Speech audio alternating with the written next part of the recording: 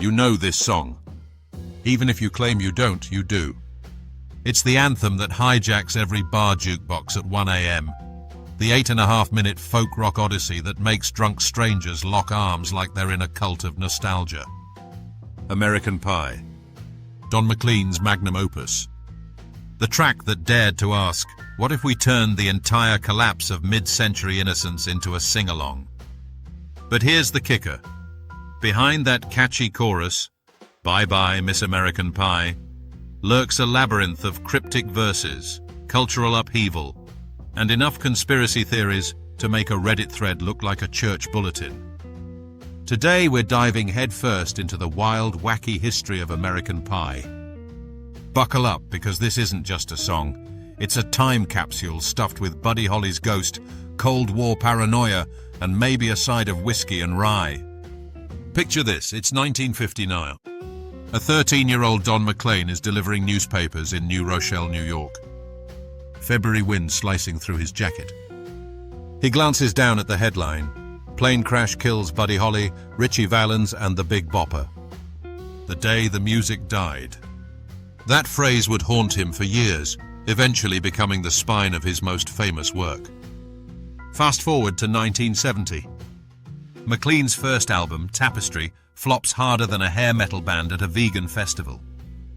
He's broke, his marriage is crumbling, and the optimism of the 60s has curdled into Vietnam-era nihilism. So he does what any self-respecting folkie would. He writes a song that's part autobiography, part cultural autopsy, and part fever dream. McLean later admitted the song was a kaleidoscopic reflection of America, which is a fancy way of saying, I crammed every major cultural trauma of my youth into 8 verses and hoped you'd hum along, Here's where it gets juicy. American Pie wasn't just a song, it was the gravitational force that pulled an entire album into orbit. Recorded at the record plant in NYC in mid-1971, the sessions were grueling. McLean's phrasing was so unpredictable that some vocal parts took 24 takes. Producer Ed Freeman wanted a band that was cooking, so he ditched metronome-perfect studio hacks for players who could jam like they were sweating through a basement gig.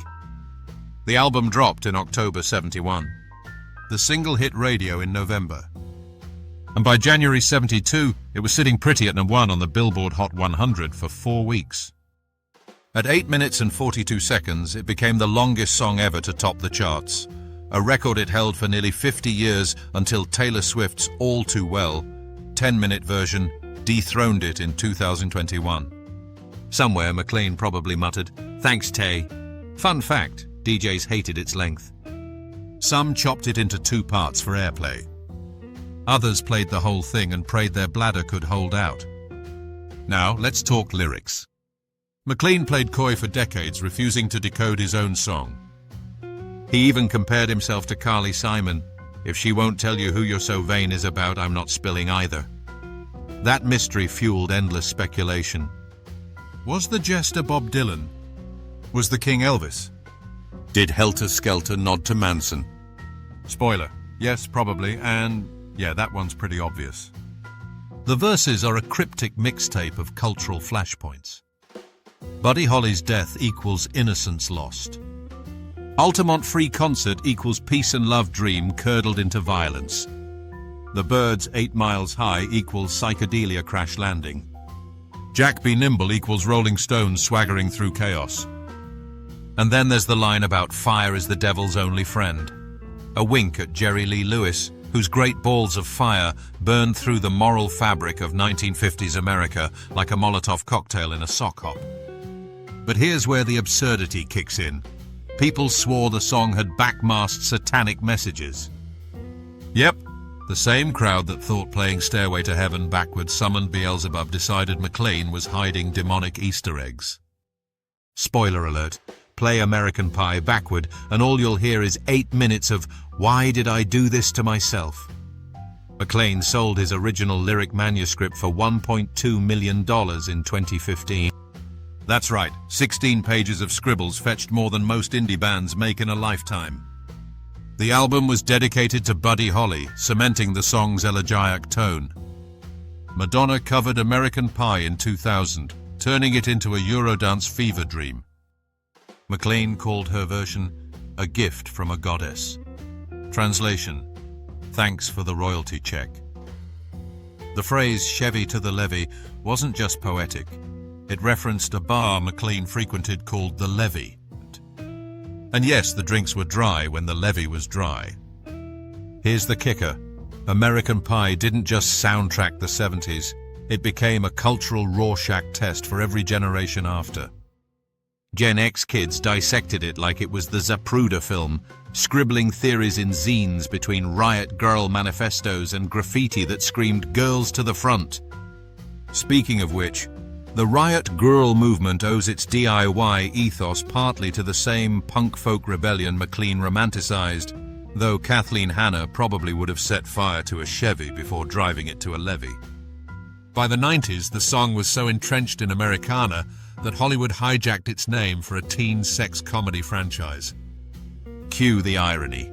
McLean wrote a lament for lost innocence, and 2 decades later, it became shorthand for a dude getting intimate with a pastry. If that's not cultural whiplash, I don't know what is. Today, American Pie sits in the Library of Congress as culturally, historically, or artistically significant. It's ranked among the top 5 songs of the century. It's been covered, parodied, and memified into oblivion.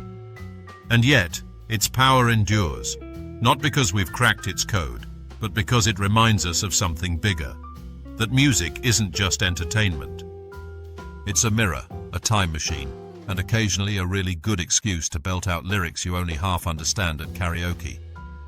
So next time you hear that opening line, a long, long time ago, remember, you're not just singing a song.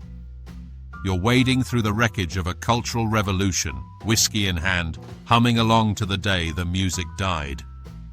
If you loved this deep dive into Don McLean's magnum opus, smash that like button, subscribe for more sonic archaeology, and drop your favorite American Pie lyric in the comments.